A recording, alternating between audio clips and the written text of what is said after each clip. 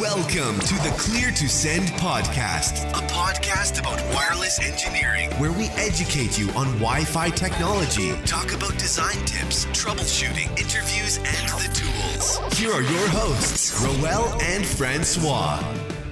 Hey everyone, welcome to a brand new episode of the Clear to Send podcast. I am your co-host, Rowell Dionisio, alongside with François Vergès. How are you doing? I'm good. How are you, Rowell? I'm doing well. It's a weekend, and I'm actually working this weekend out in Northern California doing a site survey, a validation survey. Nice. Okay, that's cool. What type of survey are you doing? What type of building? It's multiple buildings at a university, and they're just having some Wi-Fi issues. So a little just validating the install, and then doing some troubleshooting because they are having some Wi-Fi issues. Okay, that's nice. How is it going? Well, my legs hurt because it was a lot of walking. I did 5 buildings on yesterday, on Saturday, so I'm a bit tired. And then I think I came close to trying to fix the issue or find the root cause of the issue, because users are saying that they're getting dropped off of Wi-Fi, right? It's a common issue people say. And so, of course, on Saturday, I have to work with what I got, and it just so happens to be that the one person that was having most of the issues was there, so I was able to do some captures. And while the Wi-Fi network does need some improvements, it could work on some design. I came across an interesting logs on the Meraki dashboard. So this is a Meraki network, and in the dashboard, occasionally I see multiple devices getting de-authenticated at the same time. So if I were to look at an event log from one AP, almost every 30 to 20 minutes, all these clients just get de-authenticated. And then if I look at a nearby AP, I will see them authenticate to that AP. Yeah. Some of them don't reconnect gracefully. And that was one of the symptoms that people were describing, where they would get dropped off, but then not reconnect. And so right away, load balancing or something like that? It wasn't. And that's typically what I would look at. But there was no log about client balancing, even though that was enabled. But it is something I've seen before, which is like a de-authentication attack. Yeah. The security features. The what? The IPS or IDS stuff like that? That's what I thought too. I think it might be related, but I happened to do a frame capture at the same. I happened to get lucky and get the frame capture while the de-authentication happened, and cool. At the exact same timestamp, I see 2 de-authentication frames. But what's weird is I see the de-authentication frame doesn't look like one that would be. It doesn't look like an attack. It actually looks like a regular de-authentication frame. The reason code shows that it's for a client, saying client is leaving this, the AP. But instead of it being a unicast, it's a broadcast. And so I think something might be kind of weird. So I'm going to try to recapture it today. Yeah, that sounds interesting. Is it something that's what triggers it? That would be interesting to know. Yeah. Is it something at the AP level? Yeah, I'm not sure. And I want to confirm that it is an AP, although that I have the signal strength of the capture where I was, and I was in between 3 APs. But okay. I think they were going through a migration to new AP, so I don't know if maybe there's an older AP lying around somewhere sending these deauths, but hopefully I can get. I'll have a whole day today to figure that out. Okay, wow. Okay, well, it sounds like you're gonna figure it out. Well, hopefully. And then on top of that, there's the whole other recommendations I need to make because there's way too much co-channel interference, although it's currently not doing anything to the network, but it's just a lot. It's like way over 6 APs all on the same channel and varying different channel bandwidths. Really? I was gonna say, is it 40 megahertz wide channel? Yeah, it's everything. It's 20 to 80 megahertz wide channels. It's all over the place. Okay. Well, the option is there, right? Why not use it? Yeah, exactly. That's the auto RF feature of Meraki, and I'll be honest. I don't like Meraki's auto RF features. I don't think it's as good as some of the other vendors' auto RF or RRM. And typically, the way I fix it is I just statically assign channel and transmit power. Yeah, idiostatic plan. Yeah. And in that way, I don't. There's some other things that I'm trying to look at because I'm trying to see if any issues are related to a channel change. So one thing I don't know about Meraki is if you make a configuration change to an AP or like the auto RF does, will that kick users off of the network? Right. So let's say I'm on the 5 gigahertz radio and there's a auto RF channel change on the 2.4 radio. Would that kick everyone off? I don't know. I'm not sure. That's easy. Oh, you mean the like the automated change from the RM? Oh, okay. Yeah. Well, if you think about it, like usually whenever you have a radio change, it usually does. Yeah, exactly. And so I was looking at the release notes, and they're on a major version, but there's a minor release right after it. And one of the bug fixes is configuration change would result in the AP disassociating its connected clients. Yeah, but they don't specify what type of changes. No, they don't. Yeah, so I don't know if that could be like a name change. Is it auto RF change? Who knows? Well, I think if it's anything related to the radio, you could expect to have clients drop off. Yeah. Right? Yeah, disconnections. So usually, like the RM, they would just wait for no one to be connected, or I don't think this happens at all because I in the event log I see the changes. I see 1 minute before everyone's deauthenticated, everyone drops off. So you have to see if you can correlate that to a channel change or something. Yeah, so I might do a manual change to see if anyone gets disconnected or if my laptop gets disconnected. And then I don't know how to trigger the auto RF change. I might have to sit there for a while to see anything happen. Do you have... I managed to do it before, testing some equipment, and I was using a Wi-Fi metrics. Mm-hmm. And they have a tool called Air Horn, and you can generate a signal on one specific channel. So I would go close to the AP, generate a signal on the same channel, and then after a little while, it will just depending on the That's a neat tool. Okay, so you it's almost like trying to trigger that algorithm to go, hey, there's something on this channel. I know there's other channels that are cleaner or better than this, so let me move over there. Okay. Yeah, I got to get something like that. Yeah. So keep that in mind for the next time. It's handy if you want to do this, or you can just wait. But you might wait a long time. Hopefully, I don't have to wait too long. But yeah, it's just one of those things where. So I a lot of times I'm troubleshooting Meraki networks for some reason. Like I feel that the projects I go into, Meraki is.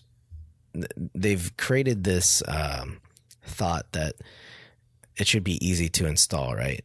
Easy to manage, easy to install, but for some reason the installs aren't as good. Like there's no design that goes into it. So a lot of times I'll see access points that are about 10, 15 feet away from each other, broadcasting their signals really strong. Like you would have one AP that could cover more than half of the floor, but they've got maybe 5 APs all really close to each other. And so I typically see a lot of those problems, and they're easier fixes, right? It's like, okay, let me turn off some of these APs, and then they have better roaming, for example. Like that's a typical issue. Do they still pay for the license of the AP when you disable the radio? Yeah.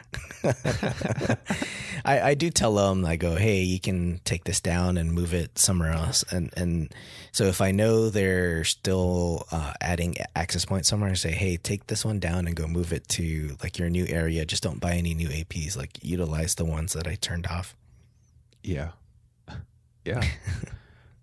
And lately I've been dealing with the new Meraki APs. So these are the MR46 and MR56 APs. They're the 802.11ax capable ones. Although I haven't been able to test the Wi-Fi 6 portion of these APs, I was more curious about the stability with having Wi-Fi 5 devices while broadcasting Wi-Fi 6. So far, I haven't seen those types of bugs where the Wi-Fi 5 and older clients don't like to connect because of the beacon. Although this network today that I'm working on has IoT type devices, so I'm gonna look into seeing if they are okay with the beacon broadcasting something that they've never seen before. Yeah. Well, I guess you'll see. IoT doesn't necessarily mean it's very old, right? Right. Yeah. These aren't older IoT devices, but they seem very like basic. They're not like when it comes to the Wi-Fi, they just do a scan, and what's interesting is they don't. I think it tells you which Wi-Fi networks are there, but when it shows the signal strength, I think it just picks whatever the first beacon it saw. And so when you see the SSIDs, even though there's like 3 SSIDs on a single AP, one of those SSIDs will be strong and then another one will be weak. And it's interesting because like the AP's right there in the room. And so I can tell it's picking a beacon from a different BSSID and giving you that signal strength. So the selection process kind of makes me worried about how that IoT device is picking its BSSID. All right. We'll see, I guess. Let us know. Yeah, lots of testing on devices. Talking about IoT, I saw this week that I knew like the Wi-Fi wasn't great on the Sonos speakers. Yeah, I know. But apparently it's in their wireless setup requirements, they're stating that they want 11B and 11G to be enabled on the router. Oh, really? Because it's interesting that you say that, because I was looking at a Sonos speaker on Friday, and we have a ticket where a user cannot complete the setup of their Sonos speaker. They can connect to it with the phone, but the moment they put the SSID information, it never reconnects to the speaker, so it never completes the install. Process. So I wonder if that's exactly it, is because we don't have B rates enabled. That might be it. So maybe we turn on 11 megabits per second and see what happens. I do. Or even older. I do have a Sonos speaker at home. I don't connect it to my office network. So the network I have it connected to, I think, has BG enabled. So I could try it at home, but anyone who had played with Sonos connecting to the Wi-Fi, they don't want to mess with it once it works. Yeah, exactly. Because it's too troublesome. Yeah, I actually had to reset it a couple of times. You cannot easily connect it to a different SSID. You have to pretty much reset the box connected to Ethernet cable. Yeah, that's crazy. It's one of those set it and forget it, right? Because it's supposed to be at home. You're not changing it to different SSIDs all the time. Yeah, I guess most people don't change their Wi-Fi, their home Wi-Fi. but if you're like me and I like to switch it around and change stuff. Yeah, test it. Yeah. Yeah. If you change the password of your Wi-Fi, then you have to reset the whole thing. It's so dumb. It's so dumb. So the thing with Sonos, and I think the university that a different university, the one I work at, they've opened a ticket with Sonos, and Sonos straight up just says this isn't going to work on an enterprise network, and then they don't want to help you. So I mean, it's really meant to be for home or on a simple network, right? One flat network, and with none of those extra enterprise features disabling things. Yeah, or you connect it to the Ethernet, because they do have an Ethernet port. Oh, they do. Yeah, at least on mine, it does. So you could actually connect it, wire the speaker, and it will work, I think. Do you have a Sonos Beam, or is it one of those? No, it's a Play something. Okay. Sonos Play something. Yeah. All right, I'll keep that in mind for Monday. Yeah. All right. So while I'm stuck in Meraki land and all that, what have you been working on? So I've been working on a couple of things, mostly a lot of Python lately. I've been doing a lot of Leo programming and working on my skills, a couple of stuff I guess I'll talk about. And then last week I also worked on a mini course for Wi-Fi training. Oh, nice. Yeah, just introducing Wi-Fi automation.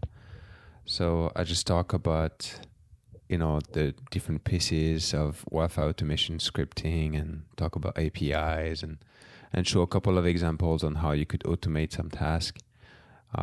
Just to give to spike some interest, because it's like a 2-hour course, so you don't have time to go too much in detail, but it gives a good overview of what you need to I guess at least get started on your end.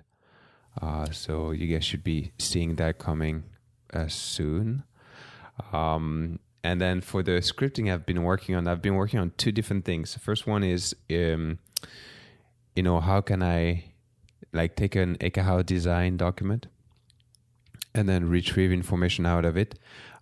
Since Ekahau introduced their tags system, their personal tag system, so you can actually create now your own tag that you can attach to different APs or to an AP object. So that gives you a lot of flexibility after that if you want to do a script and retrieve data, right? Yeah, for sure. And something I wanted to improve is the communication I would give to the installers when they go and install the AP. I want to make sure they have all the data they need to be able to install the proper AP at the proper location, the proper way. Yeah. And then I wanted to have a way where they can, give me some information back of where they connected the AP, which switch port, rack number, and all of that. And so what I ended up doing is playing with the Google API and creating like a Google Sheet. Yeah. Yeah. And I saw that you shared this over on the Clear to Send Slack, and you got a lot of feedback too from people. Yeah. I mean, it is a useful document and something that I think a lot of us need to do better on, right? Because we give the bare minimum that we give to installers is like a heat map, or not even a heat map, but just where the access points are placed, right? It could be like a screenshot of your floor plan in Ekahau. And typically that's sometimes good enough, but then it leaves room for error with the installer, because then they go, all right, well, let me just kind of put it here. There's a circle. I think I can put it in this general area. But you're going one step further and trying to eliminate some of those errors and trying to get more accuracy in the install. And that way you can get the installer to actually put in information on a Google Sheet that you've automatically generated. Yeah. And I actually have to thank everyone on the Slack channel that gave me input. I wanted to see, what type of data would be important for the installers to know. And I wanted to make sure we don't forget anything. So I took everyone's feedbacks in. So the the sheet I'm creating from the design is pretty big to start with. So I have different columns. Let me try to pull one example out. Yeah, I have different columns. So you have like a table that will represent all of your APs. So you have the AP name, and then for each AP name, I'm trying to reference the location, and I'll go back to the location because I spent some work on that. I did some different things for that. And then I have the AP vendor, AP model, antenna vendor, installation type, setting height or insertion height, antenna tilt, AP bracket if they have like a specific bracket, service loop, MDF, IDF name, distance to IDF, MDF. And so that's all the information I'm providing for each AP. And did you mention that like a port name or number also? I don't know if I missed that. Okay. Yeah, so that's what I'm guessing is that would be. I guess it could be either or, right? I would say that would be the job of the installer to tell me where they connected the AP. Yeah. In which port, but I guess in some environment you're gonna tell the installer where to connect the AP. So. Yeah, it really depends on the environment because a lot of times when I'm doing installs and it's new installs, like new cabling that they're pulling, they'll just create new port numbers or port names. Yeah. Or you'll tell them like the APs connect them to port 1 and port 10, stuff like that. Typically I don't tell them. I just okay. Tell them to tell me because then, I don't know. It's just the way I work with installers, or it's just the way I work with specific installers, I guess. They just know exactly what I want already. Yeah. I think different people will have different way of doing it, but I think, the document I have can be flexible. So if you want to specify the switch port, you could, because there is a section for that switch name and switch port. So you could totally define it. Yeah. Oh, I was referring to like a patch panel and the port that the AP actually connects to in the ceiling, or because I know like some installers will run the cable and then they'll install kind of like that biscuit near the AP in which there could be 2 ports. So like they'll connect the AP there. And it's good because it's good documentation for whoever's on site, and they go, all right, I need to find this AP. Where is it connected to? I know it's on the switch port, but what about like where on the patch panel, that kind of thing. Just makes it easier for everyone. Yeah. So, well, I have that information, but more for the installer to put in. Yeah. And it's good because a lot of times you don't get that information from installers, and I still run into that with the occasion, the same installers I work with is they never give me information and I have to ask it. I know they do it. They just forget to give it to me. It's data like, all right, what is the MAC address of the AP and where did you put that AP, that kind of thing, which your document would solve those problems. Yeah. So, I mean, if I talk a little bit about the behind the scene on how I did that, originally what I do is I take information from the Ekahau project. Looking into the file, I can get, the APs, and from the APs, I can get the AP name. And then I used a couple of tags to get, to retrieve a couple of information, just like, brackets. So I created like a bracket tag. And then if I need a specific bracket for an AP, I will just specify after the name of the tag, the name of the bracket, so I can retrieve that information. Couple of challenges I had was the distance to the MDF IDF. So to do that, I used the cable node. So in Ekahau you can actually draw a cable node from the from the AP to the MDF IDF. The only thing is when you do that, when you draw a cable node, there's no relation between the cable node and the AP itself. And the AP, yeah. And how do you even capture the vertical part? Yeah, and when you draw the cable node in Ekahau will give you the length, right, as you draw it. But the length is nowhere to be found when you look into the JSON files. Oh, really? So I had to recalculate the length myself, and so I had to do a little bit of math for that because the cable node can be straight, but they can also have like an angle to it. Right. Yeah. So I had to do a little bit of math to figure out the length of the cable node. I eventually got it figured out, but I definitely had to draw a couple of shapes on my iPad to figure it out. Yeah, they can definitely improve that portion because it gets closer to really being a complete document if you could also add in estimated cable, because I've had projects where they're like, well, what's the estimated cable length for all these AP installations? Yeah. And the so in order to make the relationship between the cable node and the AP, I just make sure that I'm using the name of the AP when I give a description to the cable node. Yeah. So that's how I did the relationship. Yeah, and then the last piece I needed to work on was the AP location, because to start with, I just had the name of the floor for the AP location, but it means I would have to provide another sort of heat map with the APs on it. And then Keith came on the Slack, and then he said it would be nice to have some sort of old school city map where you have some sort of grid, and A, B, C at the top, and then 0, 1, 2, 3 on the left. Yeah. So you can say AP1 is in the the box A3. Yeah. So I looked into it, and I knew you could do image manipulation with Python. And I use this library called Pillow, where you can actually modify an image and draw on top of an image. Oh, okay. Yeah. And so the first thing I did is figure out an algorithm that would draw the grid, right? And the challenge I had there was, how do I make the grid, how do I change the size of the grid based on the size of the image? Right. Because I could make like every box the same size, but if the image doesn't, fit within those sizes, your grid's gonna be messed up. Yeah, the grid will just kind of stop there or be cut.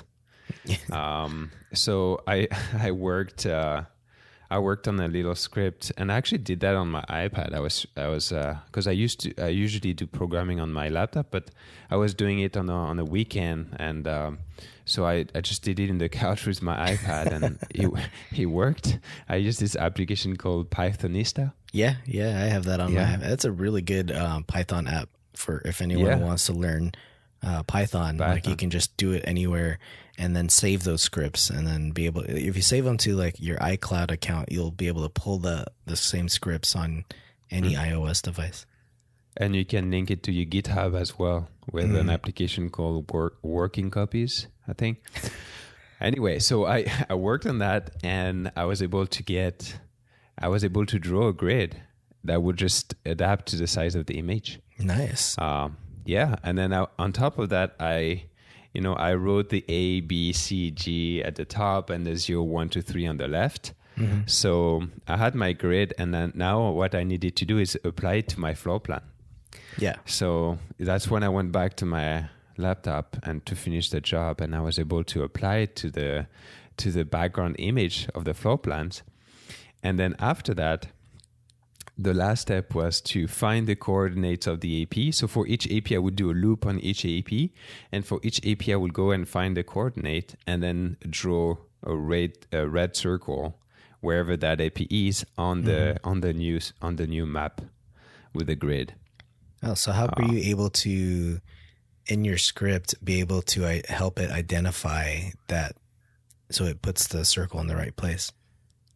So I use the coordinates of the AP. So when you do, the Ekahau actually gives you that information. Yeah, it's in the JSON file, right? Yeah. The only thing you have to work with is the pixel to meter ratio, or I don't know how they call it exactly, but they have this weird.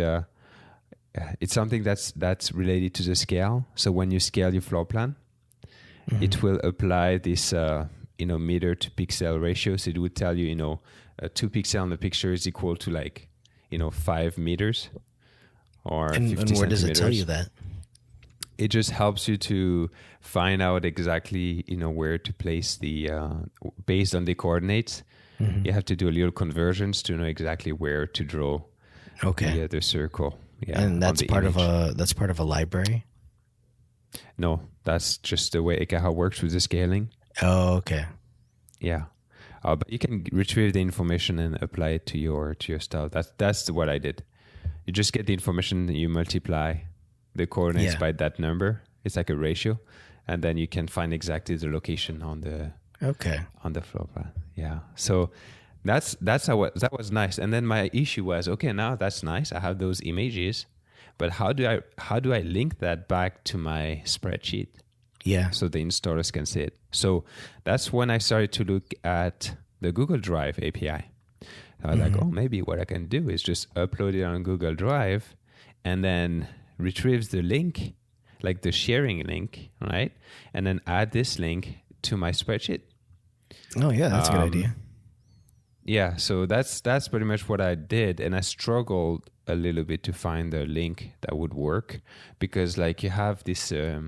you have this sharing issue with Google Drive. Like if you add it to your personal Google Drive, it's not going to be shared with other people. With everyone. Right? You got to make it a public shared link.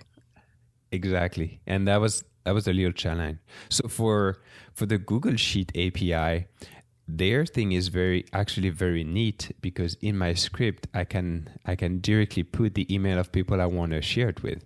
So I actually did it with you a couple of times. Yeah, I saw the email. Yeah, this is the email, right? And then, so whenever I would launch a script and create a new sheet, it would just send you an email and say, oh, this document is available for you. So what you could do is you put the email address of everyone you want to share the Google Sheet with, and it will just do it for you. On the Google Drive side of things, I guess you can probably do the same thing, but I didn't go that far.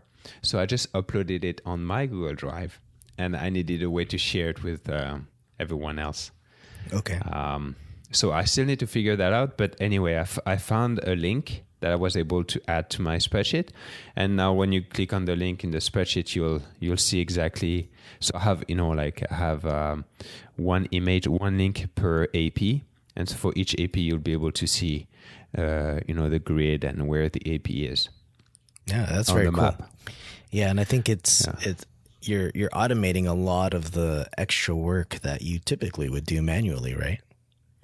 Yeah, well, the grid, I've never did that, but if I can automate it and provide it, it's yeah, because that would be a lot of manual work if you were to make a grid on the map and then draw the red circles and tie that back to something on an Excel sheet. There's a lot of back and forth there, and too much room for error too.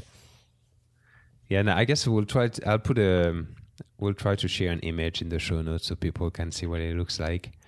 It's nice. So it does. One challenge I have with the Google API is that they limit you to 100 API calls every 100 seconds. So it's pretty much one call per second. It's interesting because Google, you would think would have more calls than that, right? Be able to give that to you. But I wonder if that's just kind of like a free tier, or if there's different tiers where you have different amounts of API calls. Because tell us like how often an API call would be made with your script. So pretty much every time you write something in one cell, that's one call. So I actually at the beginning of the script, I'm just creating I'm creating the document, I'm creating the header for the table, and all of this, like every time you put like, let's say AP name in the box in one cell, that's one API call. So just to create the headers, there's like 30 API calls. Wow. Yeah. So what I had to do is I pretty much had to use like a sleep function in my script. So my script pretty much stops for a given amount of time. So I don't reach that limit. You don't exceed the limit. And then if you hit the limit, how long do you have to wait until you could make more API calls again? Well, it's 100 calls every 100 seconds. So you have to wait. Oh, okay. Let's say, like a minute and a half, and then you should be good again. Yeah. Yeah, at least it's still automated, and you just, so that way your script doesn't error out or cause an exception, you just say, all right, hold on. There's you probably have like a function for like the Google API call, right? However long it is. So that way, if it ever changes, you can modify that timer. So what I did is I counted the number of API calls I'm making per function. And at the end of the function, I would have like a sleep for that amount of seconds. So if I have 20 API calls, I'll do a sleep for 20 seconds. So yeah, I know it's not the best, and this slows down my script quite a bit. Yeah, I assume so, because I mean you got to wait regardless, right? So so how long by the end of it, how long did the script take to run? So to do everything for 32 APs, I tested it for 32 APs. It took about 16 minutes. Oh, wow. It's I think it's still faster than typing it out. Yeah. Oh, yeah. It's definitely faster. Because you can run the script. Yeah. There's no mistakes there. So you run the script. You just go do something else during that time. So what it does is, it first of all, it goes through the Ekahau project, gets all the information. That takes like less than a second. That's really fast. Then it creates the images. Creating the images takes a little bit of time. So for each AP, it would create that image with the grid and the AP location and draw the circles. And so it will do all of this. And then it uploads all of these pictures to Google Drive. Okay, and that takes a little bit of time as well. And I guess that's where I could probably save some time, because right now I'm keeping the high definition picture. But I could probably lower the resolution a little bit. Yeah, because you're exporting everything as print, right? Because if somebody wants to print it out, it needs to be in higher resolution. It's like I'm just using the original image of my floor plan. Yeah. And no, in this case, for my testing, I used like a satellite image. I just did, for fun, I did the Wi-Fi design of the garden of the castle. It's a famous castle in France, Château de Versailles. It's like it used to be the king castle. Yeah. You've been there, right? I've been there. Yeah. So that was my my floor plan. So I took a satellite image. I'm going to send. Okay, let me send it to you so you can see exactly what I'm talking about. Yeah. I mean, it's been like 2 years since I've been there, but I still remember it so clearly. Versailles. Yeah, and the what was I going to say? Yeah, so the image is quite heavy. It's like a 4K image almost, you know. Oh wow. Okay. Yeah. So it's pretty heavy. When you upload it into Google, it takes a little bit of time. So that takes it, and then after that's done, then that's when I create my spreadsheet. So it will use the sheet API, create the spreadsheet, create the headers, and then populate the information. And to populate the information, because I have to wait for each AP, it takes about, I think it takes about 10 seconds, 15 seconds per AP. Oh, okay. To populate the information. Yeah. I gotta request access to your file. So I'll send you. So going through this process, I don't think we've ever. So we've talked about Python on the podcast and how it's being used with wireless. You've progressed through it pretty well. What is the thought process like when you're creating this, just to give people an idea? Because it's not like you already knew how to do this. I think you started learning this about last year, like mid last year, Python. Yeah. I don't know exactly. Yeah, maybe a little bit before that, but like I started to do serious scripts that would help my job probably a year ago. I started probably. Thought process is, how can I make my life easier? And how can I integrate it in my workflow, right? So I look at the stuff I do on a regular basis and see if I can actually, optimize it, use a script to do it. And then if I can use a script to do it, can actually improve what I do. You know what I mean? And so that's kind of like this thought process I have. And then I also think about, can other people use it? So I'm trying to make it, because, with the thing I just did for the Ekahau, I'm not fully ready yet. I still have one piece that I need to do. But after that, I could share it, and then people could use it if they wanted to. The only thing you have to think about when you use it is make sure that you have the specific tags defined in your Ekahau project file. So they're going to be a little bit more working on your designs to make sure that the tags are defined and all of this. But then after that, you can export all that data all at once. How about writing the actual script? Like, what are the things that somebody needs to pick up? So there's things like functions, for example, that you ended up using. What else in the script do you think people really need to know, or that you use the most, so they can also start learning what they need to pick up? So if you just want to do a basic script, I guess knowing about variables, knowing about a little bit of the syntax, Python syntax, knowing about functions is a good start. You can do a lot with that. And then after that, you realize that when you write a Python script, you don't have to reinvent the wheel every time. You can also leverage a lot of the existing libraries, Python libraries that exist out there. And then that's when you start to look out to other things and how you could do different things using libraries available to you. So, for instance, in this script, let me see what you're probably using the request module to make calls with APIs. Well, I'm not making any. Okay, I think I'm using the Ekahau file. Yeah, I'm using the Google API, but I'm using another library that makes the calls for me. I think I would have to find it makes it easier to make that call, because then you pass your credentials, right? Your Google credentials. Yeah. So in this case, I'm using something called PyDrive to interact with the Google API, and I'm using something called GSpread to interact with the Google Sheet API, right?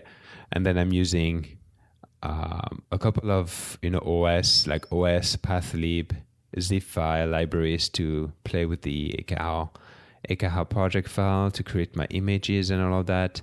I'm using the math library because I needed to do some math calculation for my grid, and also for the function that calculates the cable length. And then that's pretty much it. And then I'm using the Pillow library to do the image editing. Okay. Do you have a JSON library too to deal with the JSON files for Ekahau? Yes. Okay. JSON library. Yeah. And then after that, what I've done here is I created different functions, and I didn't clean my code yet. So it's like a whole bunch of different functions. Yeah. Because you kind of start off trying to build it, and then you go back and clean it up, make make it shorter, make it more readable, and then you've got something that's fully functional, in which anyone can use the script. You can use a script with any kind of project, right? Because right now, when you first build it out, it's catered to the specific project you're working on, and then you can start building in the functions and variables to make it a little bit more dynamic and like which files you're going to add into it. Yeah, and one thing when you do programming, one thing that's a good practice is to try to hard code the least amount of information as possible, right? And right now I have a couple of things that is hard coded, like the email address that I share the project with, a couple of things like that. So what I would end up doing, I think, is just having like a configuration file where you put all of your hard coded data. And then in your script, you just call that config file. Yeah. And so if you need to change anything, all you have to do is just change the config file. You don't have to change the code. It's just easier, especially when you share it with other people. Yeah. And what I would end up doing, because the script here is like 623 lines. Oh, that's not bad. Yeah. So I would probably, create different files, different modules to organize the functions I have, and then to make it a little bit easier to to read if I share it. That's what I'll probably do. End up doing. Okay. Yeah. Yeah, I want to put it out there and see if anyone would be interested in learning more, like a deep dive. Maybe we can do an episode or a coffee hour on it where we just analyze one script and a script that either you or I have used, and actually go into it and go into like how we built it, what does it do, like why you do it this way. And see how we can apply that to wireless, because you've been doing it a lot with Ekahau and with Mist.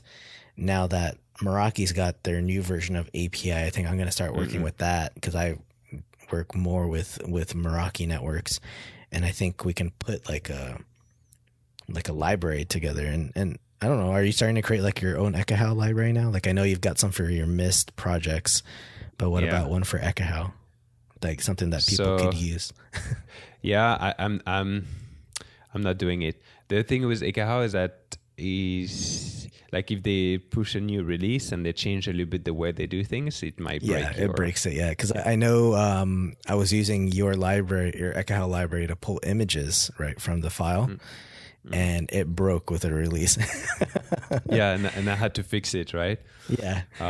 So I don't know if I have the time to fix it every time, right? Yeah, that's the chance. So it's more like you can probably arm people with a base script, and then if changes happen, you're gonna have to try to figure it out. And it's good practice too to try to figure it out. I tried to figure it out, and I think what was it? It has something to do with like a path or something. I think I forgot what they had changed. I can't remember. Yeah, I was looking through a file and I knew where it broke, and I was like, it's looking for something and it's not there, and then it just totally breaks on the script. But it was good practice to go through, because I look at yours to try to, because there's things that you implement that I like, especially like how long a script runs, and I think you're getting to the point where you can start to learn how to build an actual GUI to input things, like import the file through a GUI, or like when you start having other people work with you on projects, so you can just give them a front end interface. And that's why I shared that Flask class in the Slack channel. Yeah, that would be nice. The front end part of it. I need to find motivation to go back to that, because I tried it once, and I probably spent a week on it, and like at night. All my evenings, and at the end of the week, I was like, I still You're drained. It's something completely new, right? Like Python was already new to work with for us, and especially in the wireless world. And then when you get into like having to build a front end interface, it's like, whoa, this is you're way out of your comfort zone after that. But that would be awesome if you can, because if you can build a front end and you can have your script, what you can do after that is you can build a Docker containers, and then you can send it to your customer. They install the Docker and they have a website to go to, and then they can run the stuff. Yeah, exactly. So it's a lot of possibilities. It's just a little bit more work to, more learning, more time. Yeah, the challenge I had with this one is first to make the Google API call work. So you have to authenticate yourself. You have to go and retrieve the proper pieces of the proper credentials from your Google account and all of this. So that was one of the challenge I had in this little project. So that was a good practice actually, because now if I want to do, I actually like the having stuff on Google Drive and being able to share it with other people, customers. So I think I'll leverage that as my front end for now, I guess, for other scripts I do. Yeah, because it's not that hard. Okay. Yeah, and so the last thing I didn't do. Did you receive did you see the pictures? Yeah, I did. I forgot I'm on hotel Wi-Fi, so it took a while to upload to download the file. So you have an idea now what it is, right? Yeah, I see it. I'm looking at E3s, or the AP is out in the garden, or I think. Yeah. So that's the last piece of thing I need to do is I need to find the name of the grid an AP is in, and then reference that inside the Google Sheet. Because right now I just have I don't have that information, so I have to go and say, okay, AP1 is located in E3 or whatever. And I think I can do that using the coordinates of the AP and the coordinates of my grids. I have to figure out how to do this, but I think it's doable. Yeah. You should definitely, we should include this image in the show notes. And then if you haven't been to Versailles, you have to visit this castle. Yeah. It's amazing. And the garden is my favorite, actually. You can just get lost in there. Yeah, you can walk out into the garden. I find like a lot of people just stick in the castle, but if you can get out into the garden, it's like those like movies and shows you see from back, like, you know how they reenact like the back in these times, like they're out in the gardens. Like, this is what it looks like. It's it was like one of my favorite places that we visited in France. It's really relaxing. And when I was a kid and we would go with my siblings, we would just wander in the garden, and then they have small houses in the garden too. Yeah.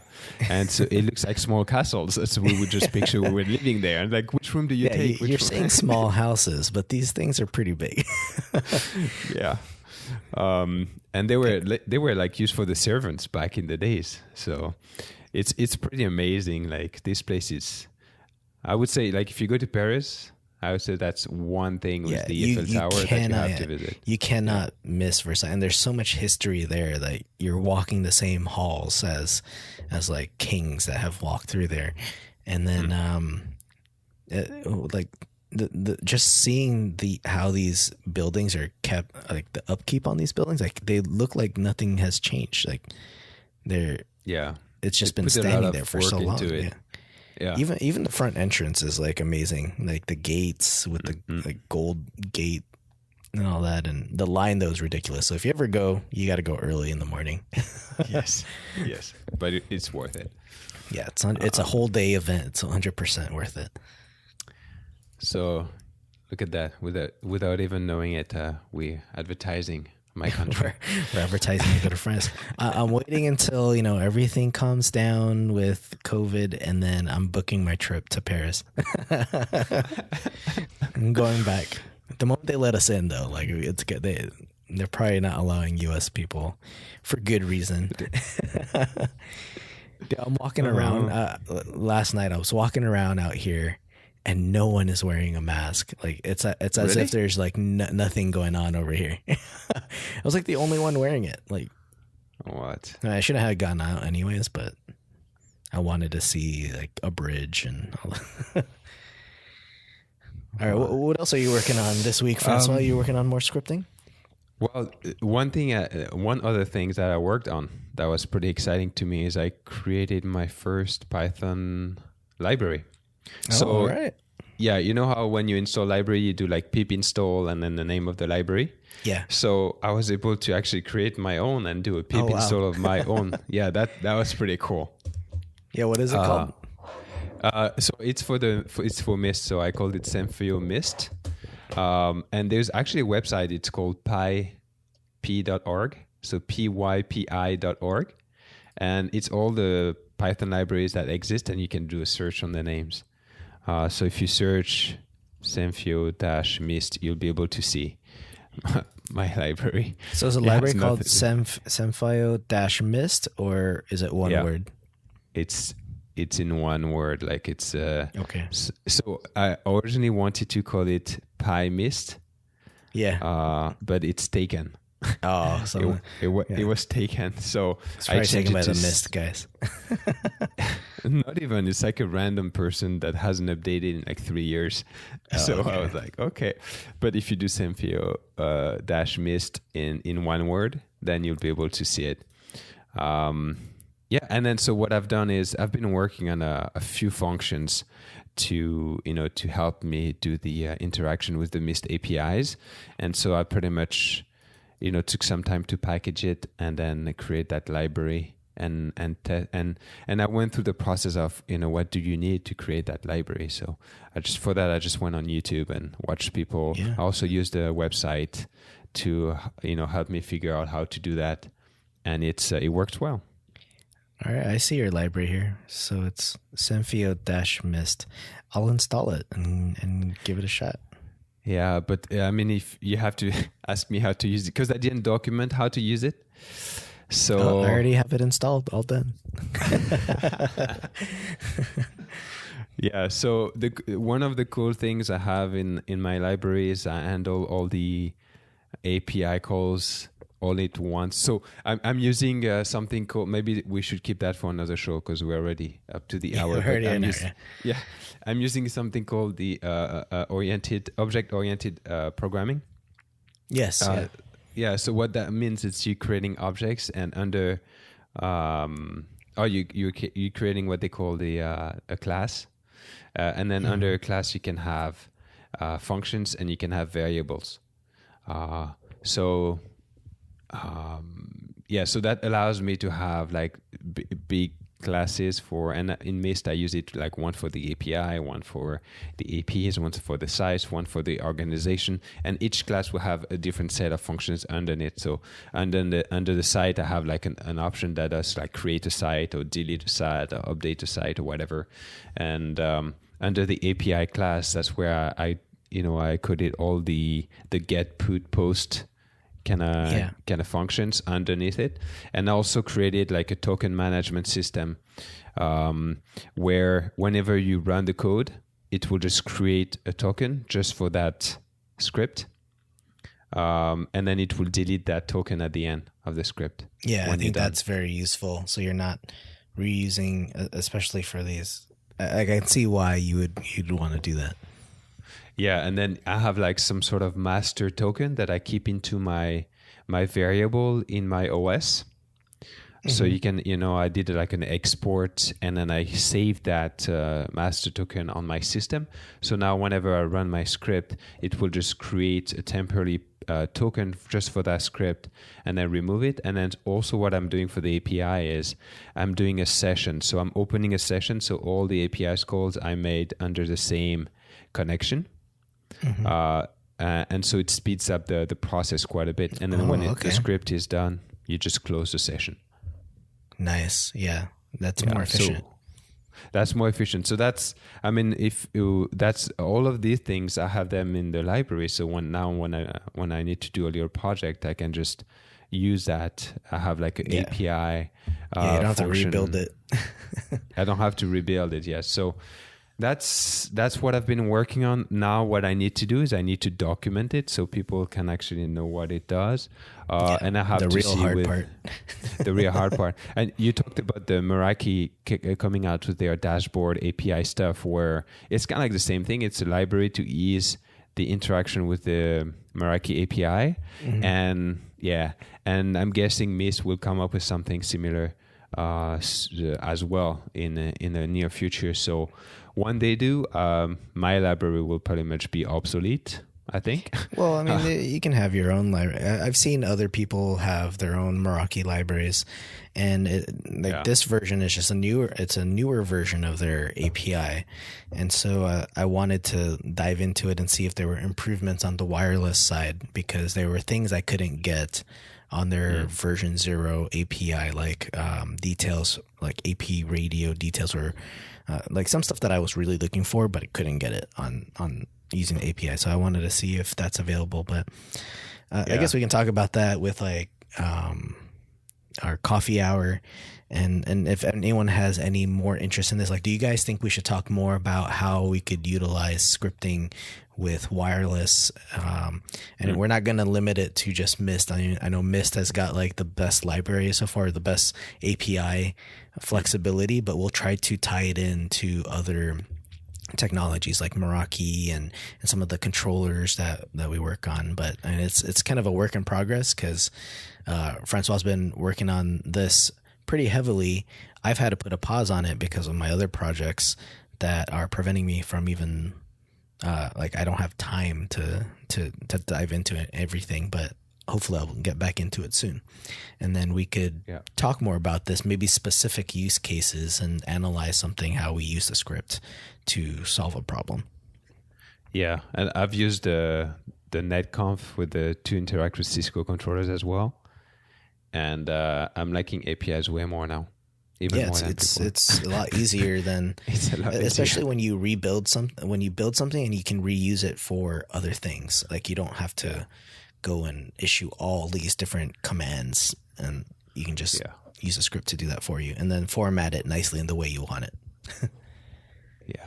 Cool. Well, All right. I mean, there's still a lot to talk about. If you guys want to learn more about some of the things that François was talking about, it's going to be under episode 233. So cleartosend.net/233.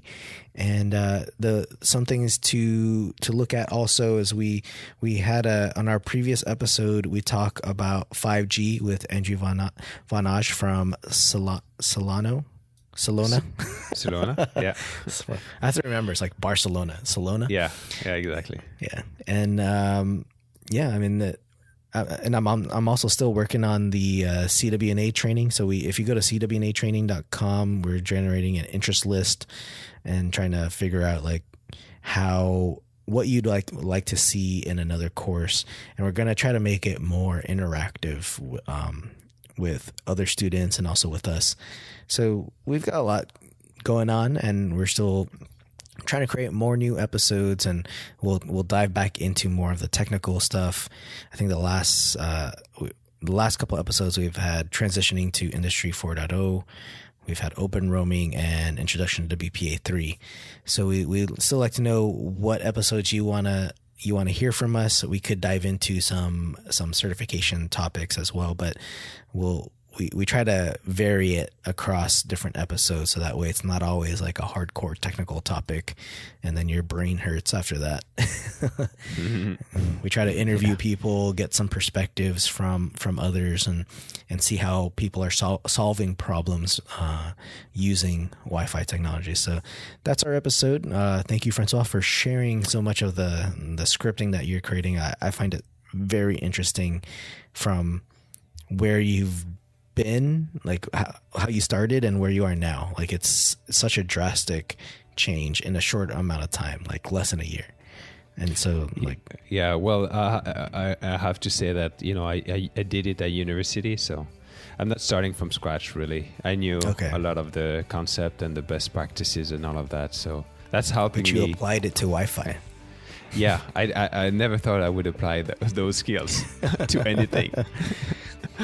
Because I can say the same. I took some programming classes in school, but it's still hard for me. Well, we did a lot. They pushed us a lot. Oh, that's good. So it's useful now. All right, guys. Thank you for listening to this episode. Again, head over to cleartosend.net/233 for the show notes, and we will see you guys on the next episode. Thank you, guys. Have a good week. Bye.